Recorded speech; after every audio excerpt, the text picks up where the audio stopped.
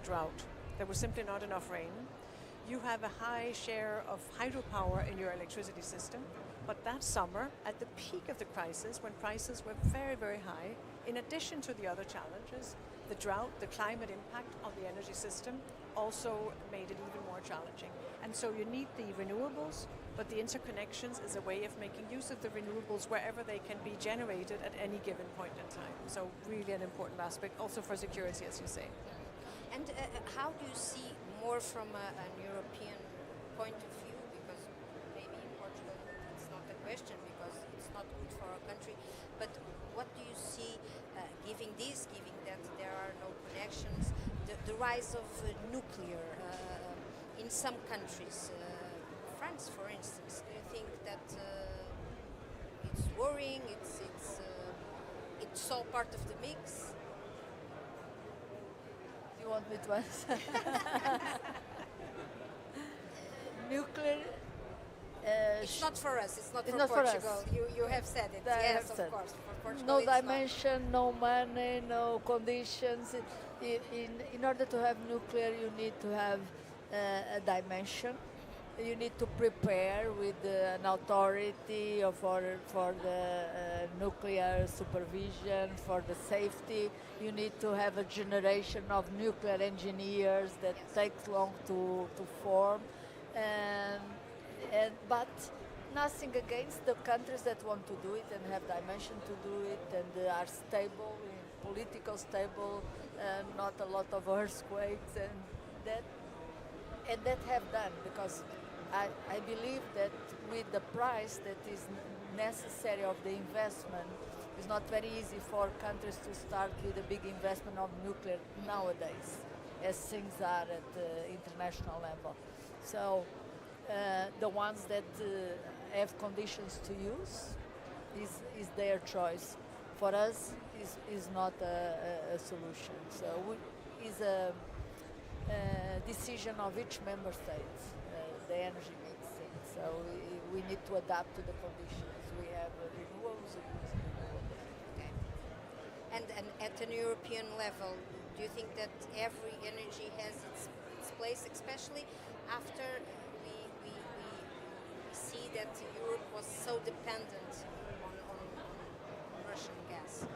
I think the Minister, you have just very precisely described the European approach to nuclear, which is, yes, in Europe we are going to need nuclear in our energy system in order to become climate neutral by 2050. We have done the analysis how to get there.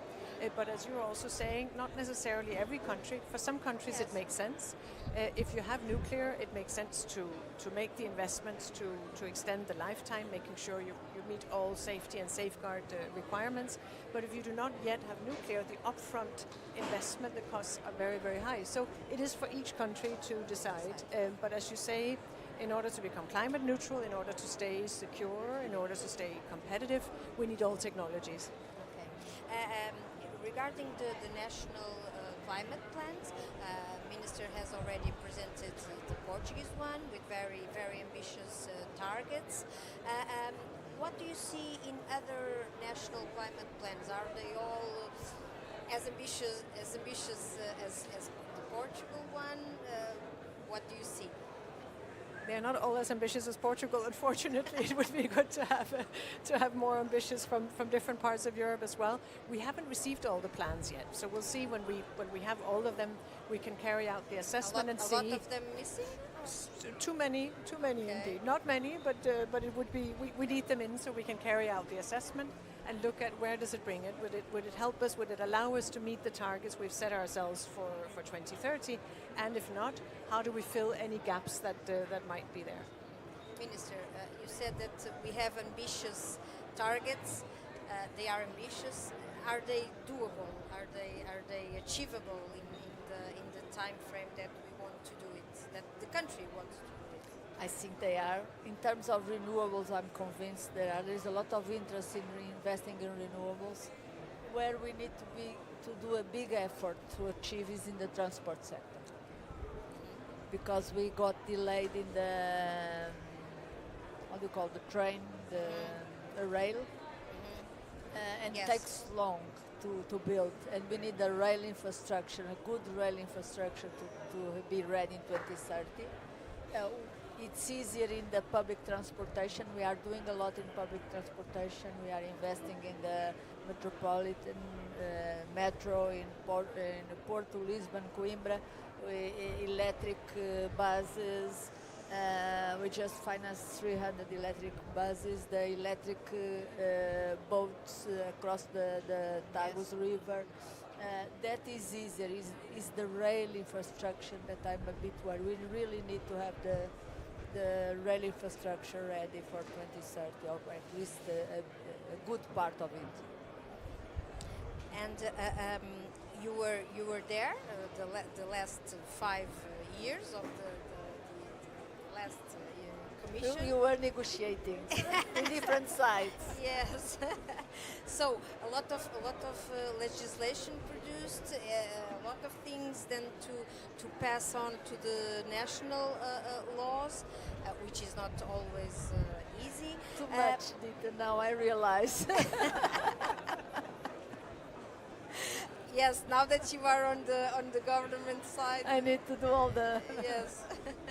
And what do you expect for the next 5 years? Not so much, but increasing on everything that needs to be done, or the same rhythm as the last 5 years?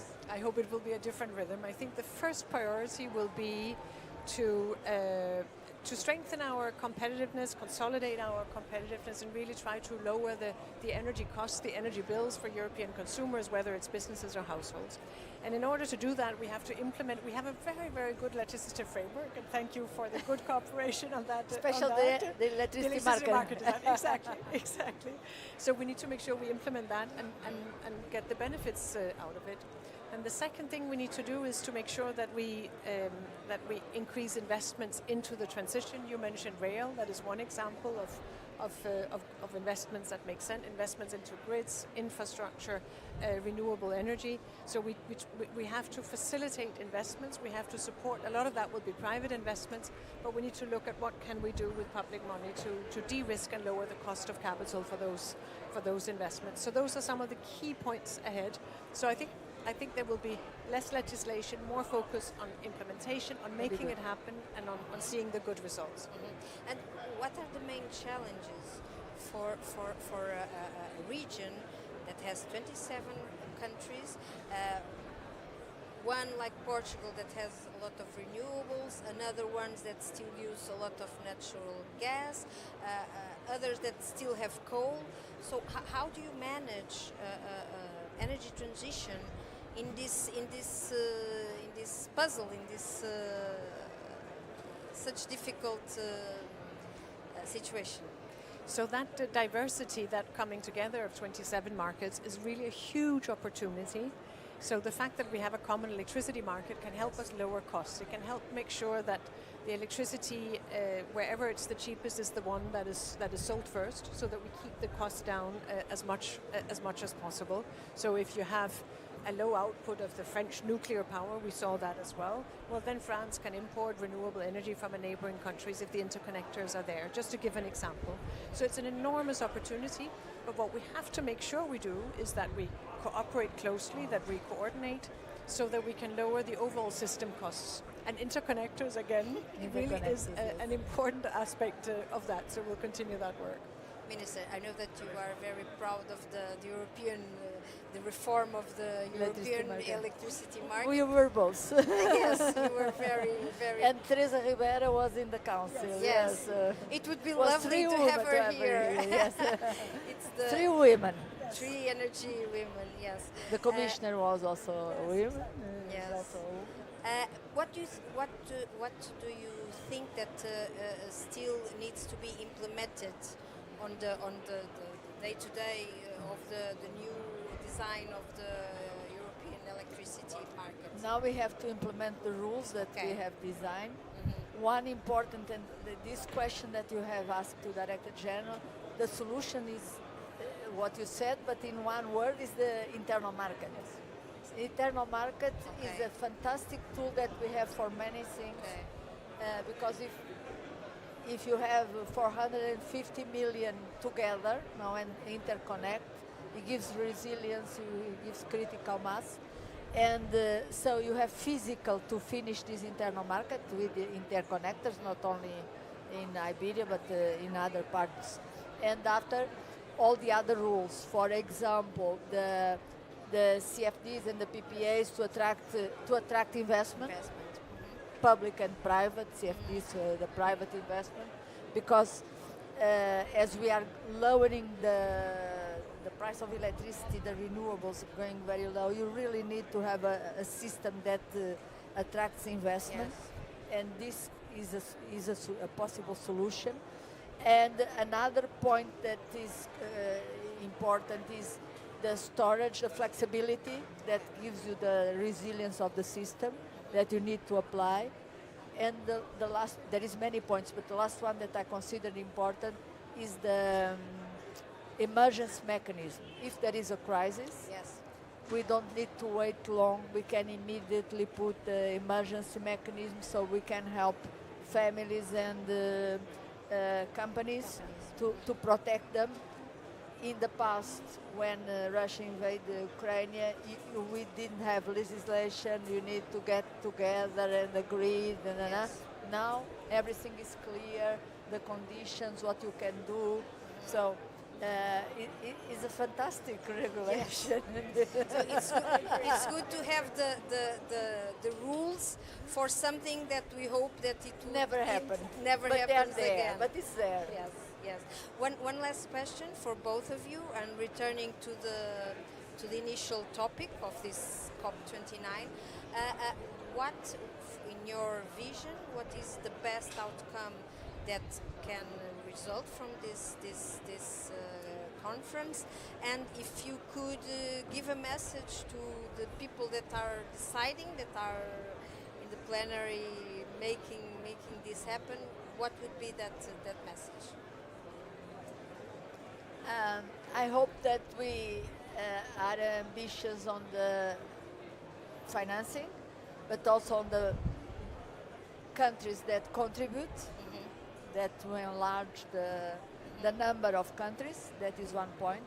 I hope that we do something on mitigation or reinforce the COP28 or to add something, because a COP should have always something on reduction of emissions. So money and mitigation targets also.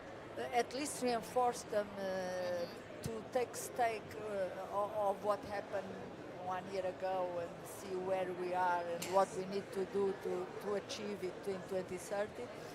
And I would also have a decision on adaptation. I would say to state the importance of the adaptation and the methodology for adaptation, because it's becoming very important. If you just look around what is happening all over the world and in Europe, and the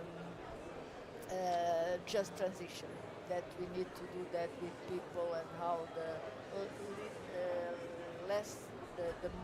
the poorest country, but also inside the industrialized countries, inside Europe, how vulnerable people can be involved and helped in this transition. So it would be my key points for this COP. And I fully share those points. I think those are really the key points for this COP29.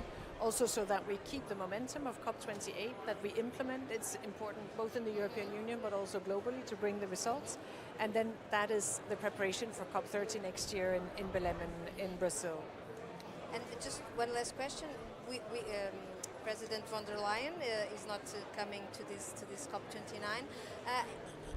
It's because it's not so much important COP as the next one, or? No, it really is important, and she really wanted to go, so I bring her regards to everyone here. But you know, today the European Parliament is finishing the process of hearings of the commissioners designate, of the executive vice presidents designate, and so that process, the interinstitutional transition, everything happening at the same time. Exactly. Okay, thank you so much to you both. It was a great conversation, and thank you for sharing the vision on energy, because we can do a lot, but without energy, it's not possible. So thank you for you both to share your vision. Thank you. Thank you so much for the invitation. Thank you, Dita. Thank you very much for being here, and thank you, Barbara.